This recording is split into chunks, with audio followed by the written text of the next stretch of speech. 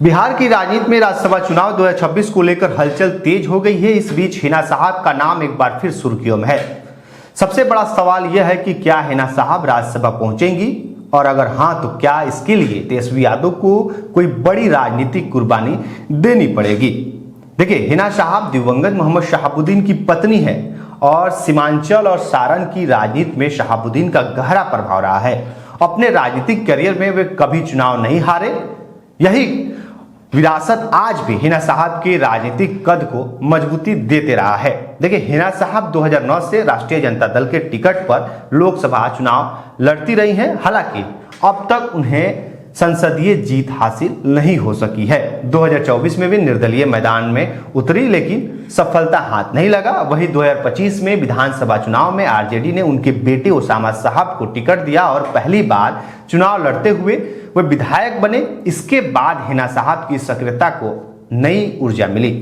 अब देखिए, सूत्रों से ये मिल रही है जानकारी कि ऑल इंडिया मजलिस से इत्तेहादुल मुस्लिमीन भी दबाव की राजनीति में जुट गई है। कहा जा रहा है कि अगर राज्यसभा चुनाव में एमआईएम समर्थन देता है तो बदले में एमएलसी चुनाव में समर्थन की शर्त रखी जा सकती है।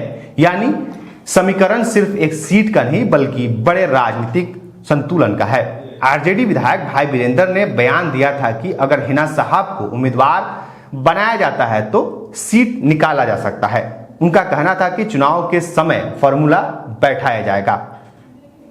वहीं एमआईएम की ओर से अपना उम्मीदवार उतारने के संकेत भी सामने आ रहे हैं। हालांकि विपक्षी एकजुटता की अपील अभी भी जारी है। बिहार में खाली हो रहे राज्यसभा सीटों को लेकर एनडीए हो या विपक्ष अपनी अपनी रणनीति तैयार करने में जुट गए हैं। ऐसे में हिना साहब का नाम आरजेडी के लिए सिर्फ एक उम्मीदवार नहीं बल्कि सामाजिक और राजनीतिक संदेश के तौर पे भी देखा जा रहा है। अगर आरजेडी उन पर दांव लगाती है तो वह सीमांचल और मुस्लिम वोट बैंक को सीधे साधने का सबसे बड़ा रणनीति माना जा सकता है।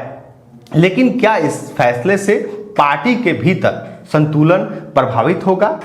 क्या तेजस्वी यादव को कोई समझौता करना पड़ सकता है?